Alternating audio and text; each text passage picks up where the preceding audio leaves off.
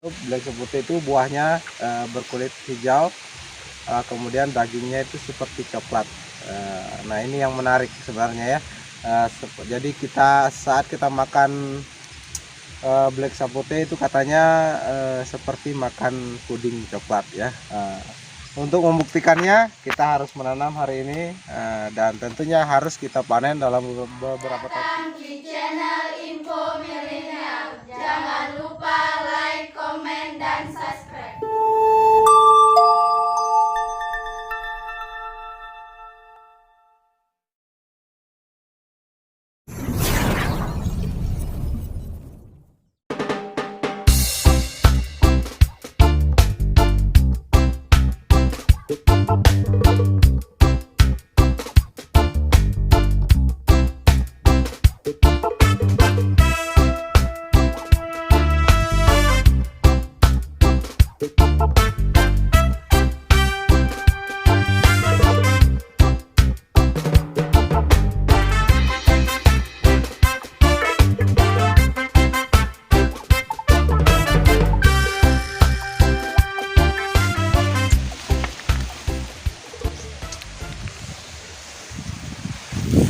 Halo, selamat siang.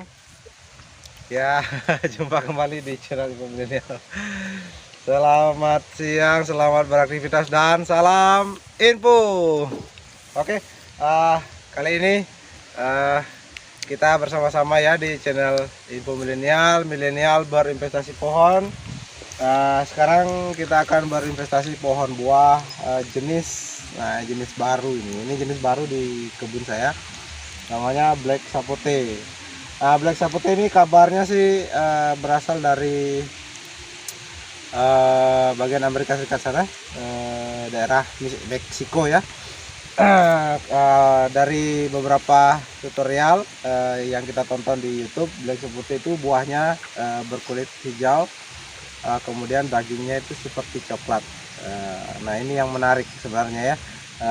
Jadi saat kita makan black sapote itu katanya seperti makan puding coklat ya.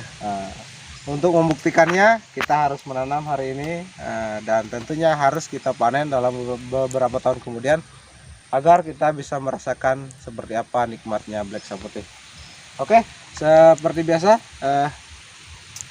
saya sebelum melakukan penanaman kita akan lakukan dulu pembersihan tempat tanamnya. Ini tempat tanamnya, jadi rencananya akan tanam di sini di antara pohon jambu kristal ini. Oke, ini ada alat cangkul, kita bersihkan dulu. Jadi hari ini saya menanam tidak melakukan penggalian lubang ya, karena sebelumnya kemarin ini sudah ada lubang tanam bekas alpukat. Cuma alpukatnya terserang jamur jadi mati. Ini ada bekasnya ya, ini alpukatnya. Nah, sekarang kita ganti dengan black sapote. Oke, kita bersihkan saja.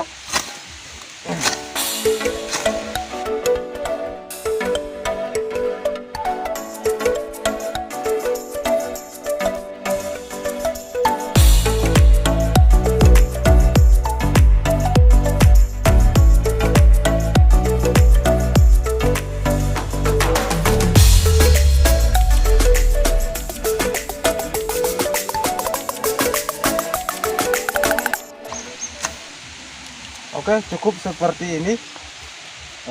Langsung kita akan lakukan proses penanaman ya.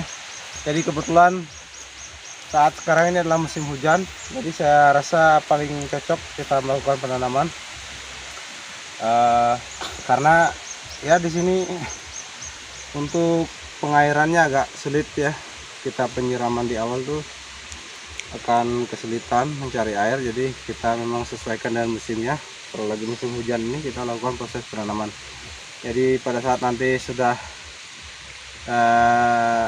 berakhir musim hujan, tanaman sudah akarnya sudah merambat, jadi sudah tahan terhadap panas.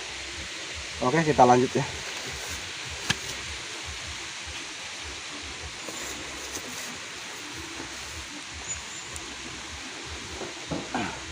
Nah, ini bibit black sapote sudah hampir sekitar 8 bulan ya di rumah.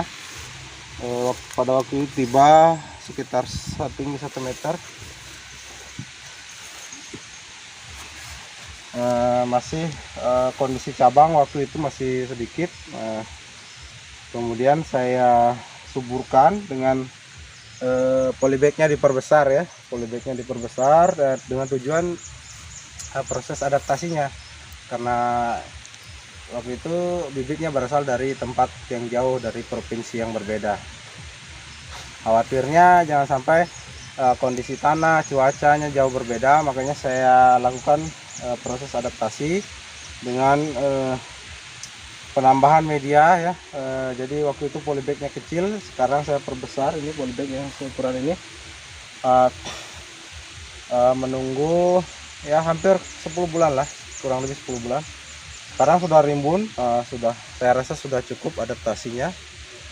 Sekarang kita lakukan proses penanaman langsung di kebun ya. Oke, kita pertama kita coba buka dulu ini penyangganya. Nanti sebentar kita beri penyangga ulang. Kemudian ini polybagnya kita buka.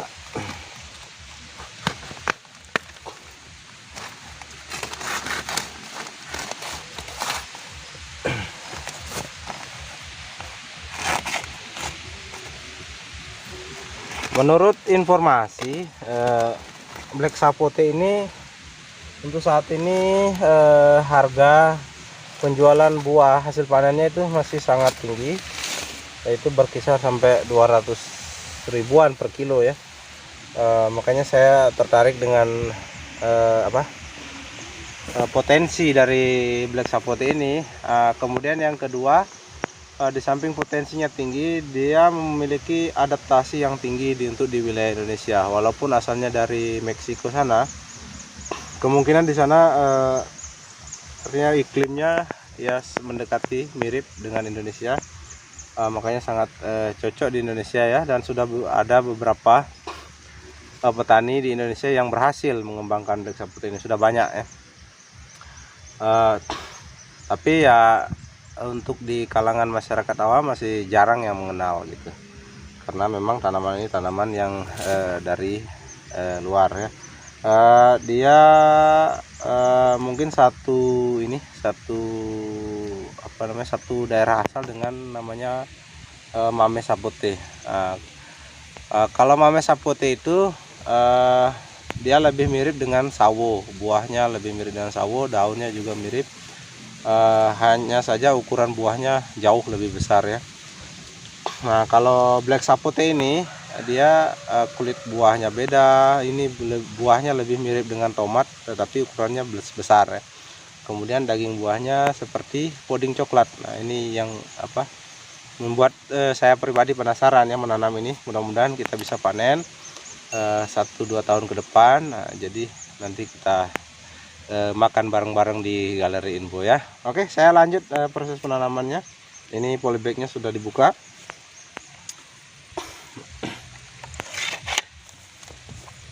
Kita lepas plastiknya atau plastik polybagnya.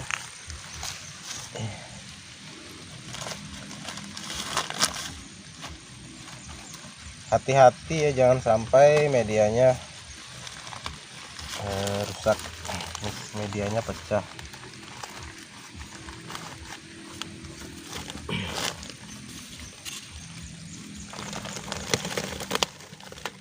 Oke.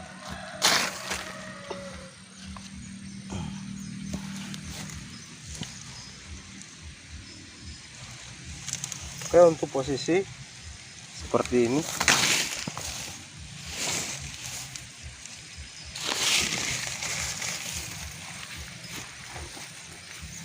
Nah, sekarang kita lakukan penimbunan.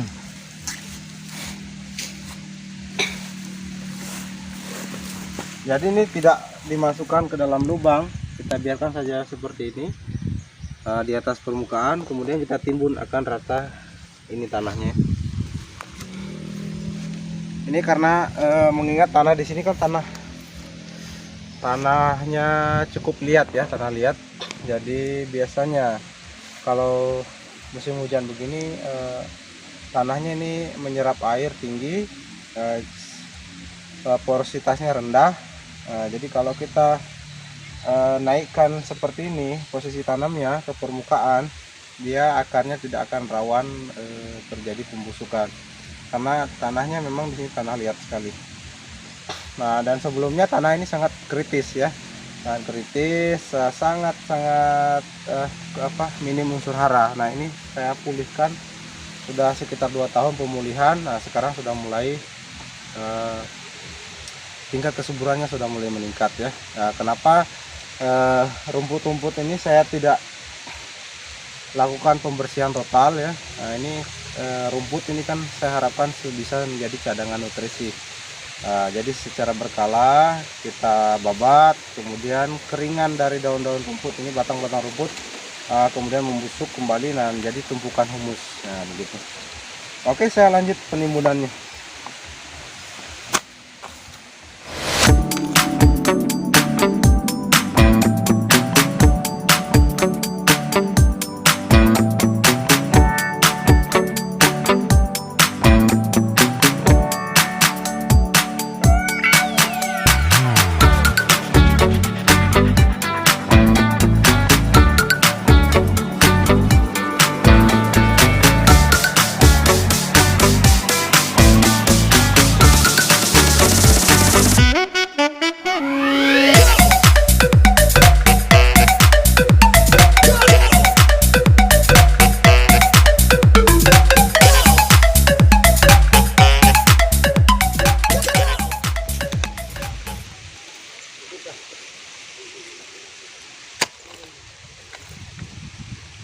Tanahnya lengket tuh.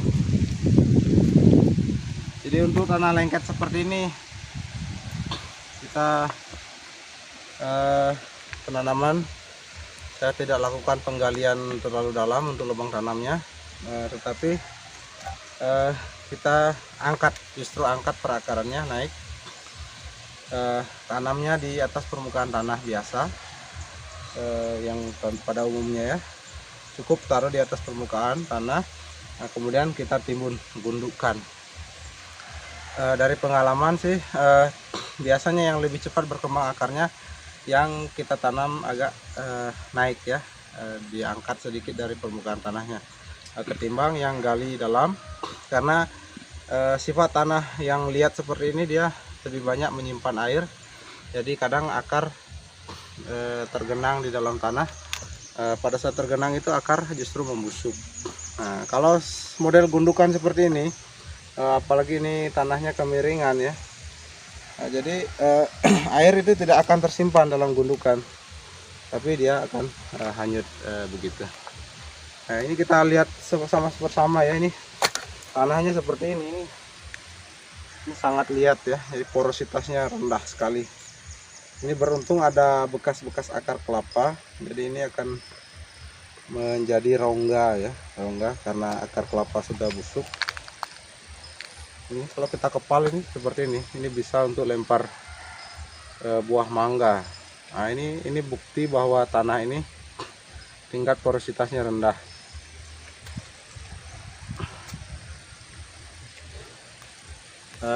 Kandungan pasirnya rendah, kandungan debunya rendah, jadi dia lebih ke tanah liat. Jadi kenapa saya harus menyisakan rumput ini begitu banyak, jadi ini untuk stok humusnya. Nah, jadi cadangan humus. Nah, pada saat kita menggali seperti ini, nanti humus akan tertampung di sini. Untuk tanah kemiringan ya, kita tidak bisa terlalu bersihkan. Nah, ini kemiringan sekitar 20 derajat miringnya. Jadi tidak bisa kita lakukan pembersihan total. Kalau dibersihkan begitu ada hujan lebat, humus yang di sini itu akan hanyut ke bawah.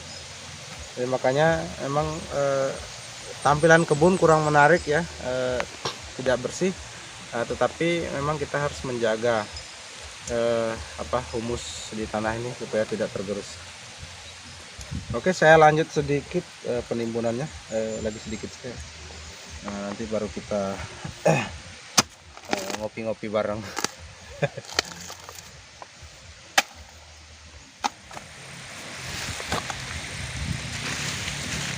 Ya, nah kenapa ini kan kita lihat sama-sama ya. Saya tidak melakukan penggalian di sebelah bagian sini, tetapi hanya digali di bagian sini. Karena posisi tanah ini kemiringannya ke sana. Jadi di sini lebih tinggi, ya bagian yang saya gali ini lebih tinggi posisinya daripada yang bagian sebelahnya ya. Nah, jadi yang kita gali hanya di bagian yang posisi yang tinggi. Nah, kenapa? Nah, jadi setelah ini digali, tanahnya ditarik ke sana. Nah, jadi posisinya akan datar. Datar di sini sudah digali, di sana ditimbun. Jadi akan datar. Nah, sehingga pada saat hujan seperti apapun, humus itu tidak akan hanyut karena ini posisinya datar. Jadi akan tertampung khusus di area sekitaran tanaman pohon buah kita. Jadi humusnya tetap di sini-sini saja. Ataupun kita pada saat melakukan pemupukan tambahan, mungkin pemupukan menggunakan pupuk NPK atau urea dan lain-lain ya. Jadi kita tabur, terjadi hujan lebat tidak akan hanyut karena kita sudah buat model galian di sini ya, di sekitaran pangkal pohon buah kita ini. Nah, ini kita jadi datar. Bila perlu di sini akan lebih tinggi daripada di sebelah sananya karena posisi air mengalir kan dia jelas aliran airnya ke bawah. Oke, lanjut lagi.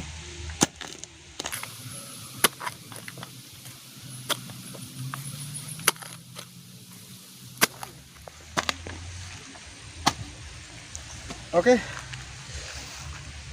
keringat sudah lumayan. Hari ini kita berhasil menginvestasikan satu pohon lagi ya, koleksi buah.